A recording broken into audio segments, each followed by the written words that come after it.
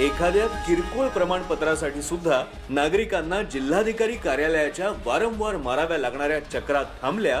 त्याचे कारण ठरले नागपूरचे जिल्हाधिकारी सचिन कुर्वे। कुर्वे यांनी SMS सेवेला सुरुवात केली।